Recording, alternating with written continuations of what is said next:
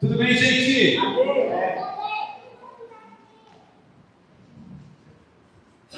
Só ligar aqui pra galera.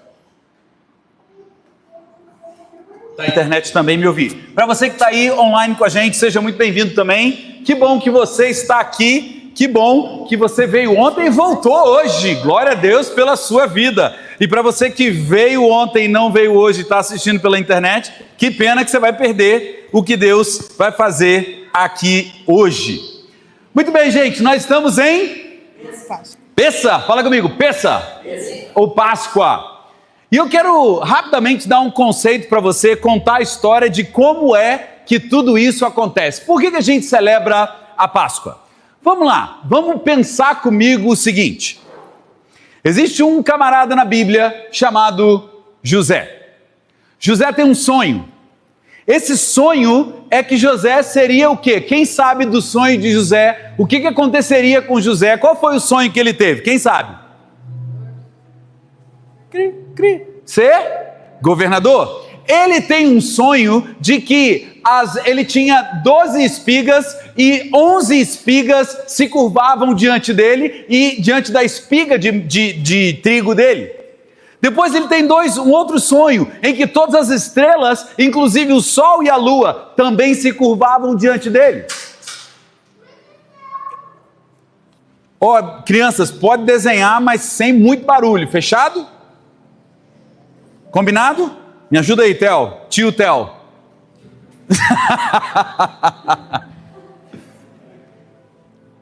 Você tá aí como tio hoje, né? Você não tá como criança, né, mano? Ah, entendi. Então, gente, José tem esse sonho. E quando José tem o sonho de virar governador, ele vira o quê? Escravo. E ele é enviado para onde? Para o Egito. Então aqui começa toda a história. José, junto com seu pai Jacó, vivendo na terra prometida, só que agora ele é enviado como escravo até o Egito. Passa muita coisa, não vou perder tempo aqui explicando essa história para você. Acontece que um dia Faraó tem um sonho.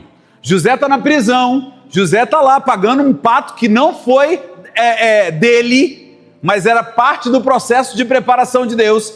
José está lá dentro da prisão, Faraó tem um sonho. E no sonho, 7 vacas gordas e depois 7 vacas magras. José tem a revelação desse sonho. E a revelação era que o povo do mundo inteiro sofreria 7 anos de fartura e depois 7 anos de escassez, de falta. José então bola um plano. E o plano dele foi guardar alimento durante os 7 anos de fartura, para que nos 7 anos de sofrimento, de escassez, eles tivessem comida. Chegam os anos de escassez, só o Egito tinha comida.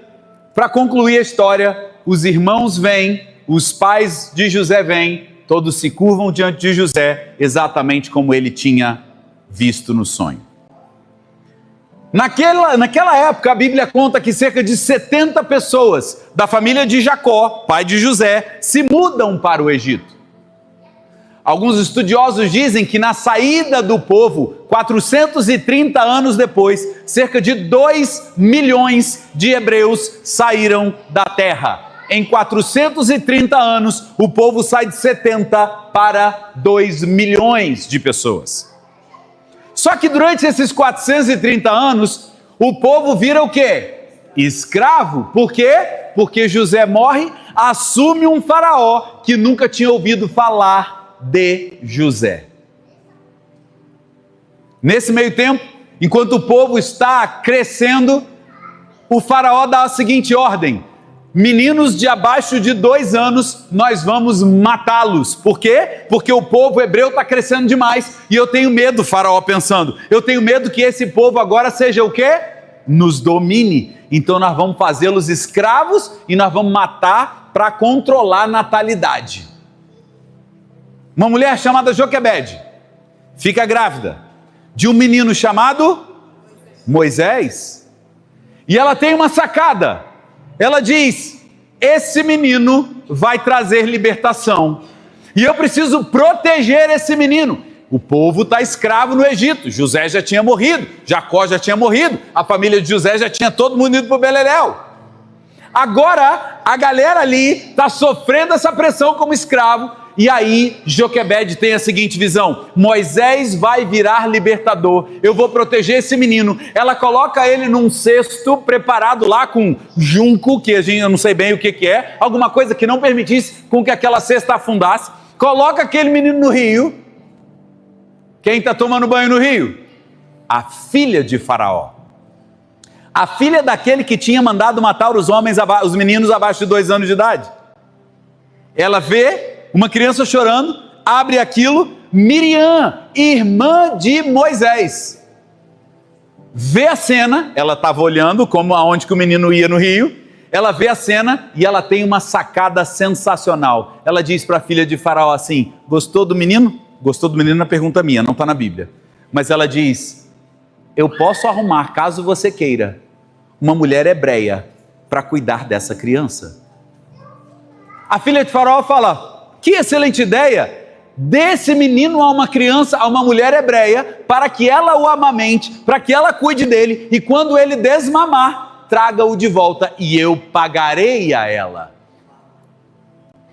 Joquebede recebe daquele que mandou matar o seu filho, dinheiro para cuidar do filho. Agora Moisés, que era um fadado à morte, tinha a pena de morte sobre ele, agora está sendo protegida pelo próprio Faraó, com os recursos vindo do palácio, para que ele viva na casa de sua mãe. Moisés então é desmamado e ele é levado ao palácio, e ali ele cresce como sendo filho de Faraó. Filho por adoção, mas filho de Faraó. Quem chegou ontem no jantar, a gente estava vendo aqui O Príncipe do Egito. Fica uma dica para você assistir O Príncipe do Egito. Vale a pena assistir esse filme, porque conta exatamente essa história que eu estou te falando. Moisés cresce e aos 40 anos ele tem uma experiência muito ruim. Ele vê um hebreu apanhando de um egípcio e ele vai lá e mata aquele egípcio, meio que sem querer talvez, mas mata aquele egípcio. A fama corre, Moisés matou um egípcio, Moisés matou um egípcio, Moisés foge, até que ele vai parar na casa de um camarada chamado Jetro. Jetro passa a ser o seu sogro, porque ele se apaixona pela filha de Jetro, se casa com ela, e ali ele está pastoreando o rebanho do seu sogro. E Deus tem um encontro com ele, através quem sabe? Da sarça ardente. O que é uma sarça? É uma pequena árvore, é um arbusto. E essa árvore pegava fogo, mas não queimava, ela não se consumia, ela não ficava preta. A partir daí, Deus se apresenta para Moisés e diz: volta e liberta o povo. Várias desculpas Moisés dá, mas ele volta. E aí acontecem as 10 pragas. 10 na Bíblia significa o que mesmo? Boa! Alguém está prestando atenção aqui nas palavras do pastor. Fala comigo assim: 10 na Bíblia significa teste. Coincidentemente, dízimo quer dizer o quê? Quantos por cento? Então dízimo é um? Dízimo é um? Pergunta para você mesmo, não precisa levantar sua mão. Você está sendo aprovado ou reprovado nesse teste? Vamos voltar para Moisés.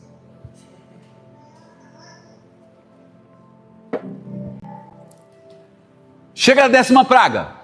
9 pragas, o faraó meio que amolecia o coração e depois endurecia novamente. Aí chega a 10ª praga. A 10ª praga é a morte dos primogênitos. E aí nós lemos o capítulo 12 de Êxodo. Acompanhe comigo a leitura de Êxodo no capítulo 12, a partir do versículo 1. Êxodo, capítulo 12, versículo 1. Tudo isso que eu contei para você, toda essa narrativa que eu contei para você, começa lá em Gênesis e vem caminhando pela Bíblia, ok?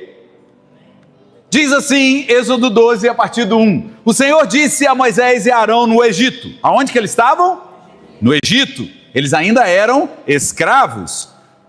Esse deverá ser o primeiro mês do ano para vocês. Digam a toda a comunidade de Israel que no 10º dia desse mês, todo homem deverá separar um cordeiro ou um cabrito para a sua família, um para cada casa. Se a família for pequena demais para um animal inteiro, deve dividi-lo com o seu vizinho mais próximo, conforme o número de pessoas e conforme o que cada um puder comer. O animal escolhido será macho de 1 ano, sem defeito, e pode ser cordeiro ou cabrito. Guardem-no até o 14º dia do mês, quando toda a comunidade de Israel irá sacrificá-lo ao pôr do sol. Passem então um pouco de sangue nas laterais e nas vigas superiores das portas das casas nas quais vocês comerão o animal. Naquela mesma noite comerão a carne assada no fogo, juntamente com ervas amargas e o pão sem fermento. Não comam a carne crua, nem cozida em água, mas assada no fogo, com ervas, cabeça, pernas e vísceras. Não deixem sobrar nada até pela manhã. Caso isso aconteça, queimem o que restar. Ao comerem, estejam prontos para sair, cinto no lugar, sandálias nos pés e cajados na mão. Comam apressadamente. Esta é a Páscoa do Senhor. Versículo 12. Naquela mesma noite passarei pelo Egito e matarei todos os primogênitos, tanto os homens quanto os animais, e executarei juízo sobre todos os deuses do Egito. Eu sou o Senhor. O sangue será um sinal para indicar as casas em que vocês estiverem. Quando eu vir o sangue, passarei adiante. A praga de destruição não os atingirá quando eu ferir o Egito. Esse dia será um memorial que vocês e todos os seus descendentes o comemorarão como festa ao Senhor. Comemorem-no como? Decreto o quê? Durante 7 dias comam pão sem fermento. No primeiro dia tirem da casa o fermento, porque quem comer qualquer coisa fermentada do 1º ao 7º dia será eliminado de Israel. Convoquem uma reunião santa no 1º dia e outra no 7º dia. Não façam nenhum trabalho nesses dias, exceto da preparação da comida para todos. É só o que poderão fazer. Celebrem a festa dos pães sem fermento, porque nesse mesmo dia eu tirei os exércitos de vocês do Egito. Celebrem esse dia como um decreto perpétuo por todas as gerações. No primeiro mês, comam pão sem fermento, desde o entardecer do 14º dia até o entardecer do 21º. Durante 7 dias não deverão ter fermento em casa. Quem comer qualquer coisa fermentada será eliminado da comunidade de Israel, seja estrangeiro, seja natural da terra. Não comam nada fermentado, onde quer que morarem, comam apenas pão sem fermento. Então Moisés convocou todas as autoridades de Israel e lhes disse: escolham um cordeiro, um cabrito para cada família, sacrifiquem-no para celebrar a Páscoa, molhem um feixe de isopo, que era uma planta, no sangue que estiver na bacia, e passem o sangue na viga superior e nas laterais das portas. Nenhum de vocês poderá sair de casa até o amanhecer. Quando o Senhor passar pela terra e matar os egípcios, verá o sangue na vida superior e nas laterais da porta, e passará sobre aquela porta, e não permitirá que o destruidor entre na casa de vocês para matá-los. Obedeçam a essas instruções, como um decreto o quê? Para vocês e para os seus descendentes. Quando entrarem na terra que o Senhor prometeu lhes dar, celebrem essa cerimônia. Quando os filhos de vocês lhe perguntarem o que significa essa cerimônia, respondam-lhes: é o sacrifício da Páscoa ao Senhor, que passou sobre as casas dos israelitas no Egito, e poupou nossas casas quando matou os egípcios. Então o povo curvou-se em adoração. Depois os israelitas se retiraram e fizeram conforme o Senhor tinha ordenado a Moisés e a Arão. Então, à meia-noite, o Senhor matou os primogênitos dos egípcios, desde o filho mais velho de Faraó, herdeiro do trono, até o filho mais velho do prisioneiro que estava no calabouço, e também todas as primeiras crias do gado. No meio da noite, Faraó e todos os seus conselheiros e todos os egípcios se levantaram, e houve grande pranto no Egito, pois não havia casa que não houvesse um morto. Naquela mesma noite, o faraó mandou chamar Moisés e Arão e lhe disse: saiam imediatamente do meio do meu povo. Vocês e os israelitas vão prestar culto ao Senhor, como vocês pediram. Levem os seus rebanhos, como tinham dito, e abençoem a mim também. Os egípcios pressionavam o povo para que se apressassem em sair do país, dizendo: todos nós morreremos. Então o povo tomou a massa de pão ainda sem fermento e a carregou nos ombros, e as amassadeiras embrulhadas em suas roupas. Os israelitas obedeceram a ordem de Moisés e pediram aos egípcios objetos de prata e de ouro, bem como roupas. O Senhor concedeu ao povo uma disposição favorável da parte dos egípcios, de modo que davam o que pediam. Assim, eles despojaram os egípcios. Olha aqui, 37. Os israelitas foram de Ramassés até Sucote. havia cerca de quantos homens? 600 mil homens a pé, além de mulheres e crianças. Queridos, vamos parar para pensar comigo aqui, um povo que chega em 70, agora são 600 mil homens, fora mulheres e crianças. Alguns chegam a afirmar que tinha cerca de 2 milhões de pessoas naquele lugar. Eles simplesmente são escravos durante 430 anos. E na 10ª praga, o Senhor dá uma ordem a eles. Qual era a ordem? Diga assim comigo: pegar o sangue do cordeiro e pintar as vigas da porta, tanto nas laterais quanto em cima. As crianças estão pintando exatamente um desenho que tem a ver com isso. Primeira coisa que eu quero ressaltar para você aqui: Deus manda um libertador para aquele lugar. Para quê? Para dizer para eles o seguinte: existe algo que vai acontecer lá na frente, que vocês ainda não estão entendendo, mas vai ser uma marca onde o meu filho vai chegar e vai morrer, e o sangue dele vai libertar vocês. Então nós vamos fazer agora um ato profético. É isso que está acontecendo em Êxodo. A Páscoa é um ato profético, que era o quê? Nós temos o Cordeiro Pascal. Fala comigo, o Cordeiro Pascal.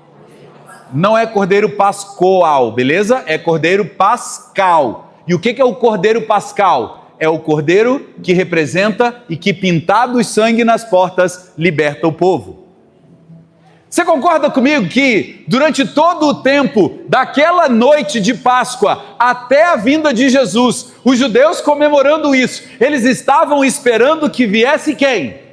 O Cordeiro Pascal, que foi representado pelo Cordeiro sem mancha, sem mácula, sem defeito, um Cordeiro de 1 ano, que representaria quem? Jesus, o Filho de Deus. Por isso que João diz o quê? Eis aí o quê?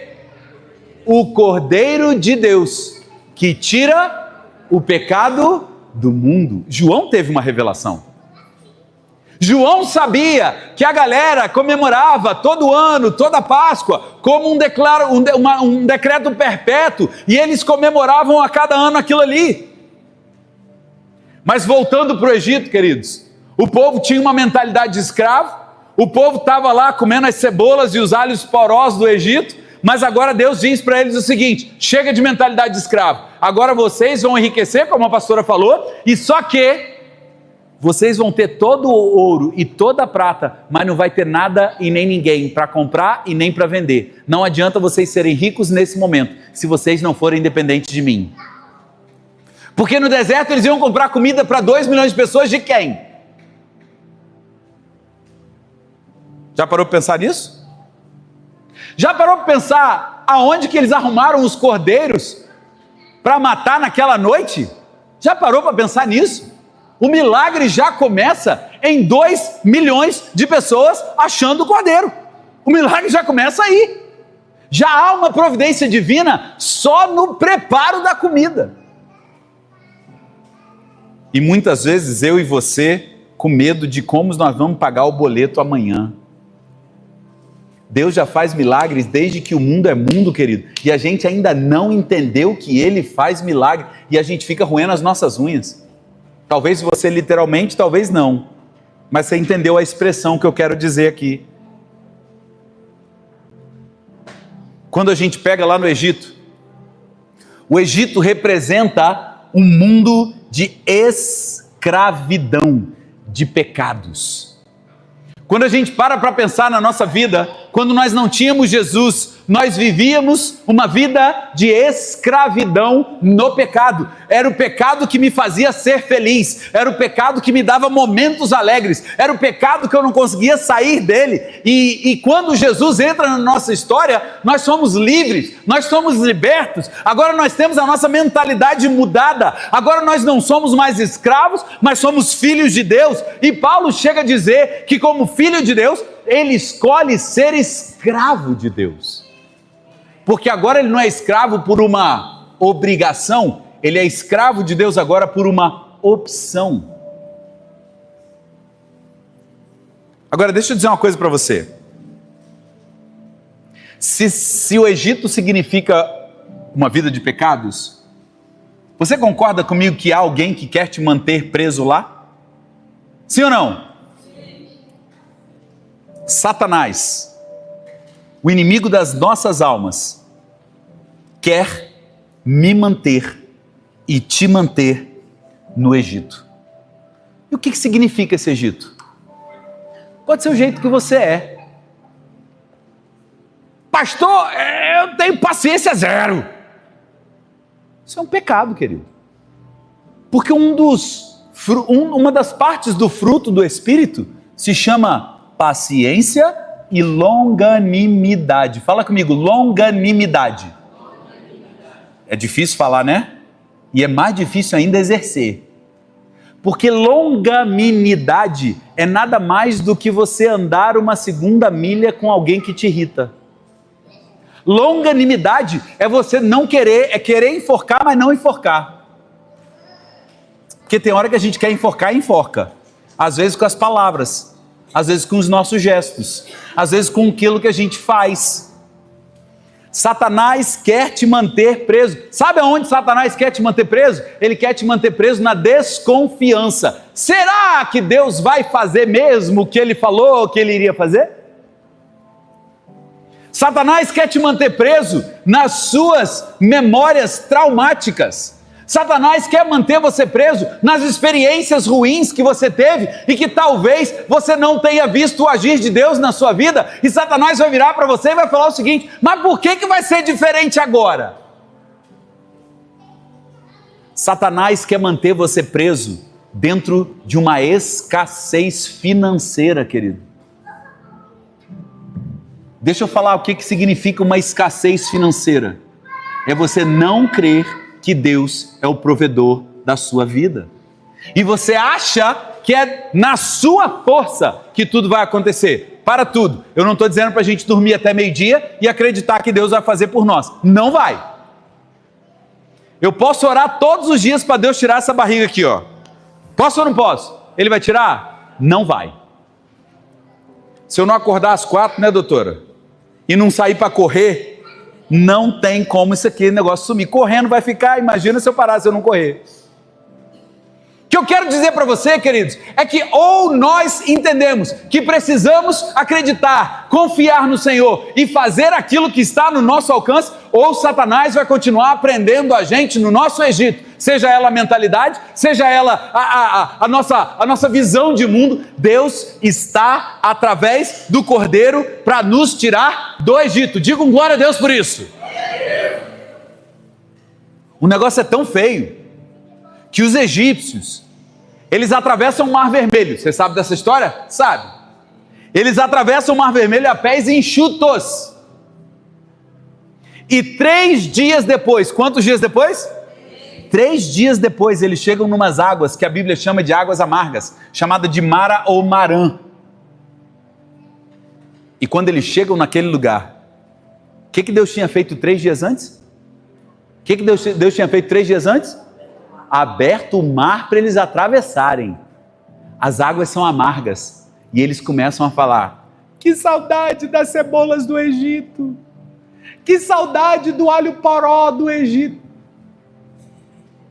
É mais legal você ter cebola sendo escravo? O maná que Deus manda do céu, maná em hebraico quer dizer, o que é isso? É literalmente, imagina eles olhando para algo que surge do chão, ou do céu, e eles olham para aquele negócio e falam: o que é isso? E virou o nome daquela comida. O que é isso? E chega uma hora que eles enjoam, porque eles queriam carne, porque eles enjoaram do maná. Parece comigo e com você ou não? Ai, não dá mais para ficar desse jeito. Ai, Deus podia fazer um negócio diferente. Aí Deus fala assim: você quer carne? Então toma carne.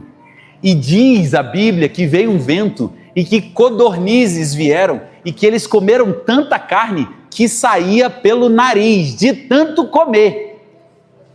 Você já comeu além do que você podia? Já comeu até o estômago estufar? Você fica assim, ó. Ai. Oh.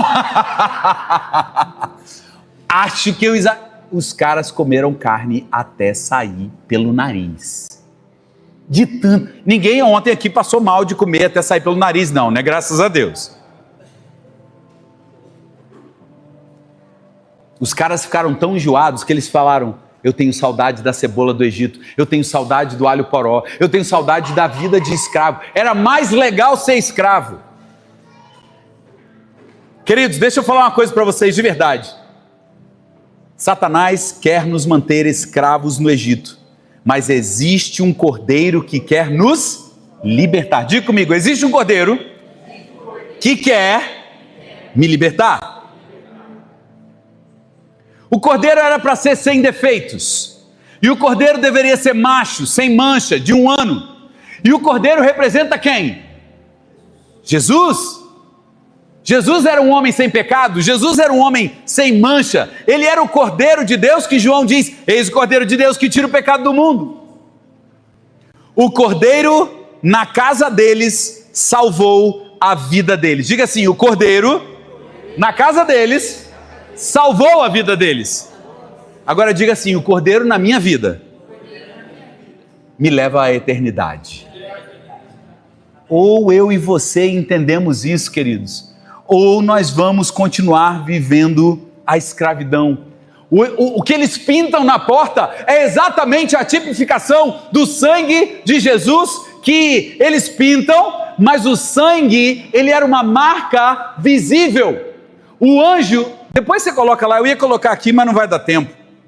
Depois você entra no YouTube e coloca assim: o anjo da morte Record.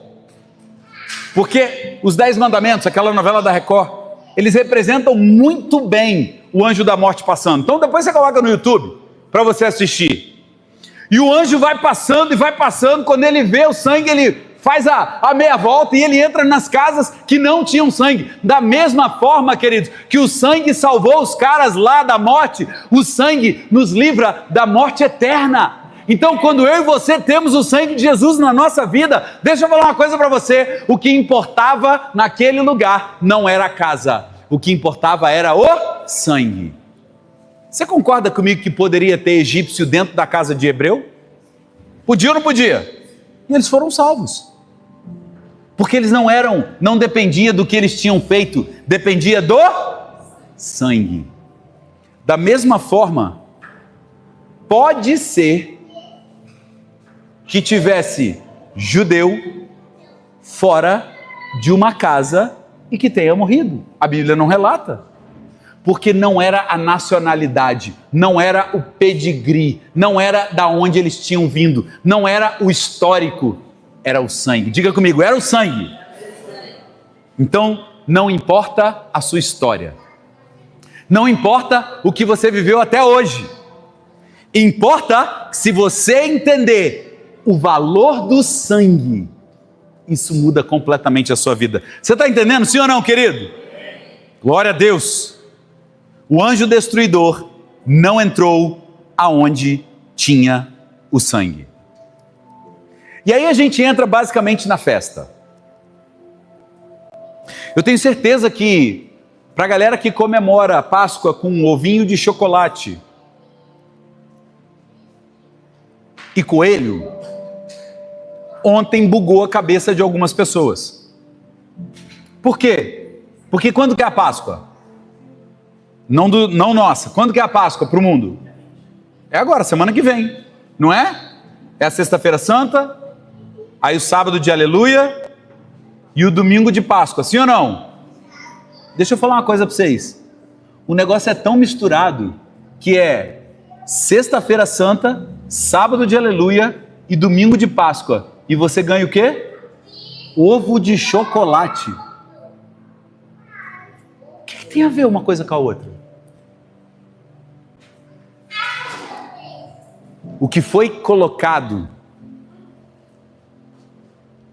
é que existe uma deusa chamada Íster. E essa deusa Íster, da mitologia grega, que é a deusa da fertilidade. Por isso que lá fora a galera compra o quê? Ovo e Coelho. Ovo e coelho são sinais de quê? Fertilidade. Então é uma adoração. Você pode botar isso no Google, pode botar isso no chat GPT, não estou botando da minha cabeça. Depois você pesquisa. Em inglês, nós temos duas palavras para Páscoa. A primeira palavra é Passover. Fala comigo, Passover. O que significa Passover? Pass over. Ou seja, passar por cima.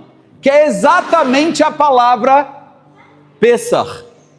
Que significa o quê? Passagem por cima. A segunda palavra em inglês que o americano comemora a Páscoa é Easter. Você já deve ter visto em algum filme, nesse filme tem easter egg. Alguém já ouviu essa expressão, easter egg? Easter egg é algo escondido.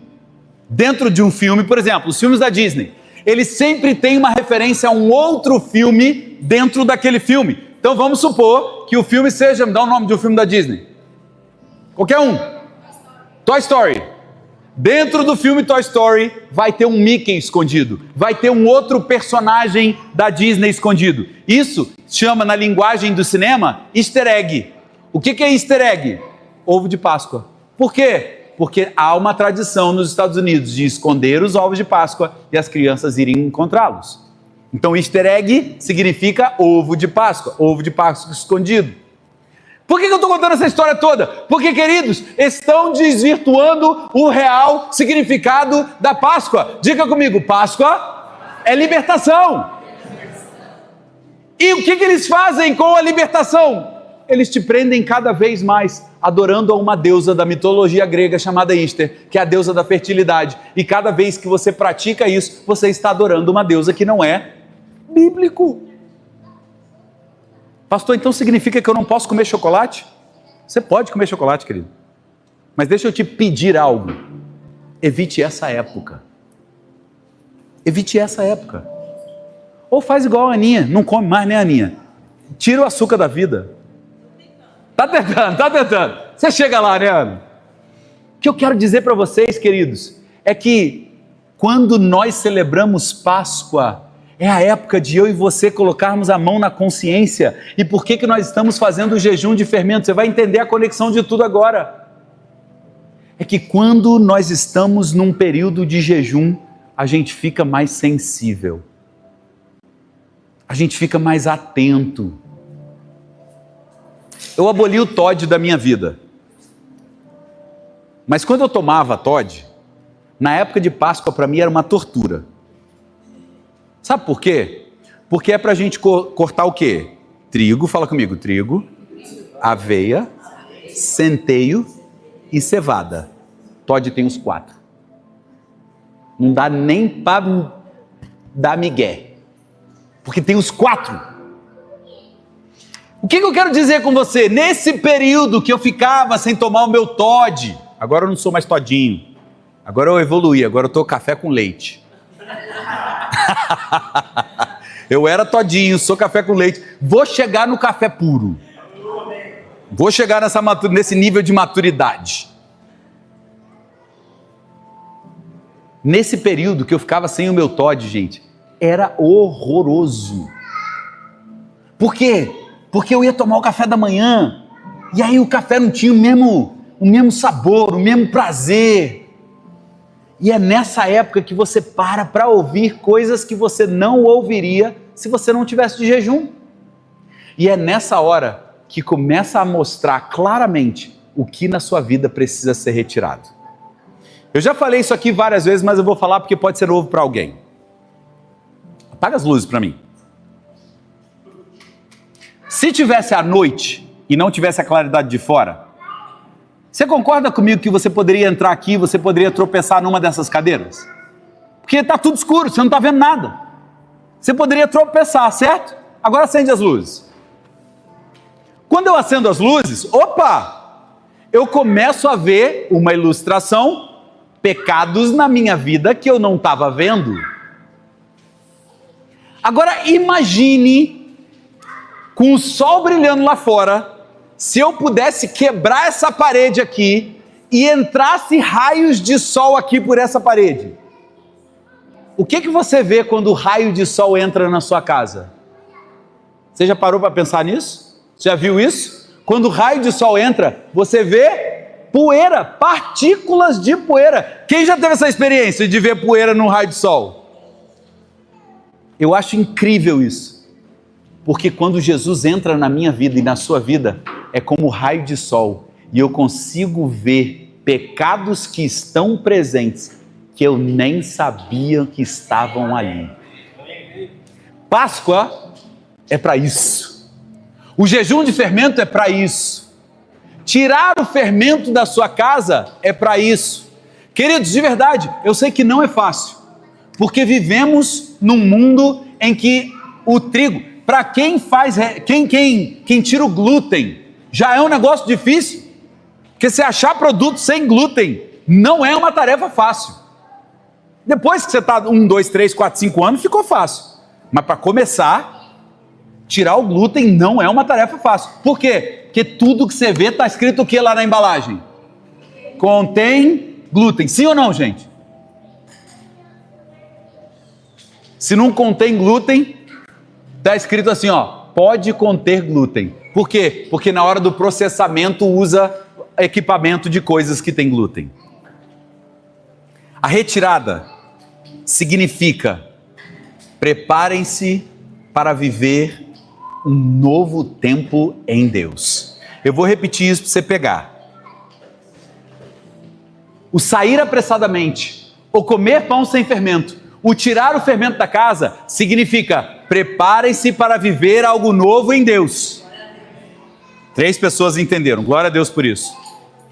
Por isso que a Páscoa, querido, exige posicionamento e exige prontidão. Quem foi marcado pelo sangue não pode viver como quem ainda mora no Egito. Quem foi marcado pelo sangue não pode viver como quem ainda mora no Egito. E o último lugar que eu quero falar para você. Amo vocês. O povo sai do Egito com uma palavra. A palavra é: vou levar vocês para a terra que mana leite e mel. Só tinha um problema. Entre a escravidão e a terra prometida, tinha o que no meio? Tinha o quê? O deserto. Há 2 domingos eu preguei sobre o deserto. E eu disse: deserto não é lugar de moradia. Deserto é lugar de preparação. Então deixa eu falar uma coisa para você. Se prepare. Porque dias vão chegar na sua vida que você vai precisar ficar muito próximo a Deus. Porque o deserto vai te apertar um cadinho. O deserto vai tirar tudo aquilo que você acredita que pode ser um escape, um amuleto. E o deserto vai mostrar para você que a sua única fonte é o Senhor. Então, quando você estiver com abstinência de trigo, quando você estiver com abstinência de centeio, de cevada, de seja lá o que for, lembre-se, existe uma pessoa que te sustenta. E essa pessoa, o nome dele é Jesus. Agarre-se a Ele. Vocês lembram que no ano passado eu fiz 2 jejuns um pouquinho mais radicais? Vocês lembram? Quem lembra disso? Eu fiz um de 7 dias e eu fiz um de 10 dias. E o Senhor está me cobrando o de 15. Só na água. Gente, as primeiras 24 horas, eu achei que eu ia morrer. O meu corpo gritava: pelo amor de Deus, bota a comida para dentro. A partir do 3º, 4º, 5º dia, eu já não estava sentindo nada. Já tinha passado aquele desespero. E eu me lembro de ver Suzane e Theo tomando café da manhã, almoçando, lanchando à tarde, jantando à noite. E eu falava: como a gente come nessa vida? Gente, aquilo foi muito doido. Porque assim, a gente piscava, eles estavam comendo. Piscava de novo, eles estavam comendo. E amanhã eles comiam de novo. E de novo. E de novo. Falei: Jesus, para que a gente come tanto? E parece que naquela semana a gente fez os melhores programas gastronômicos da nossa vida. Nós fomos para São Paulo, fomos numa padaria chique em São Paulo. Sentei lá, o que você quer? Água. O Theo pedindo nem croissant. Suzane pedindo sei lá o quê. E eu bebendo minha aguinha no canudo para durar mais tempo. Mas é nessa época que você ouve Deus como você nunca ouviu na sua vida. Então, de verdade, eu queria te convidar a fazer uma Páscoa como você nunca fez antes. Fazer uma Páscoa de verdade. Talvez ano passado e nos outros anos você tenha dado algum migué, ninguém está vendo aqui, vou comer só um pãozinho. Só um biscoitinho. Esse aqui só tem 2% de farinha, não vai fazer mal nenhum. Querido, você não vai ser expulso da igreja se você comer trigo, tudo bem? Mas eu queria te convidar a viver um tempo com Deus como você nunca viveu. Porque como a pastora falou, nós estamos convictos de que nós vamos viver um novo tempo. Deus tem falado isso com a gente desde agosto do ano passado. E eu sei que parece loucura. E eu posso confessar? Posso ou não? Posso abrir meu coração? Tem dia que eu acordo e eu falo para Deus assim, será tudo uma loucura da minha cabeça? E todas as vezes que eu vou para a Bíblia, o Senhor confirma o que Ele está falando desde agosto. E eu falo, ok, Senhor, até quando vai demorar esse negócio? Porque eu tenho certeza que você me questiona, mas tenha certeza, eu me questiono muito mais. Será que foi Deus que me deu a palavra? Ou será que são coisas do meu coração que eu estou botando para a igreja? E de verdade, todas as vezes que eu falo, Deus, é do meu coração, Ele vai lá e libera uma palavra. Ele vai lá e libera uma palavra. Ele vai lá e libera uma palavra. Eu estou convicto de que vai acontecer. E se você quer experimentar o que Deus tem nos convidado, eu quero te convocar nessa Páscoa a assumir um compromisso, a cortar radicalmente o fermento da sua casa. Pastor, o que eu faço com meu filho de 2, 3, 4, 5 anos? Ele come, você não.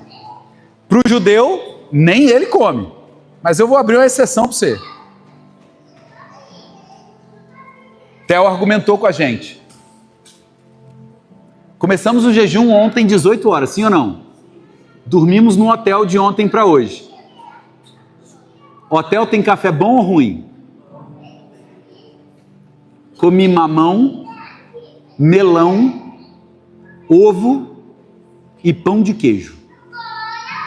Foi o que eu comi. Gente, e os bolos que tinham lá hoje estavam mais bonitos do que todas as outras vezes que eu fiquei naquele lugar. Que raiva que me deu. Tinha banoffee, tinha bolo de morango, tinha bolo de cenoura. E eu comi melão, mamão, pão de queijo e ovo. E tomei um café com leite. O que eu quero dizer para você? Essa semana você vai experimentar coisas que vão tentar te tirar do propósito. Mas se você ficar fiel, nós vamos celebrar a vitória que Deus vai nos dar. Você recebe essa palavra nessa manhã? Você pode dar um forte aplauso ao Senhor por isso?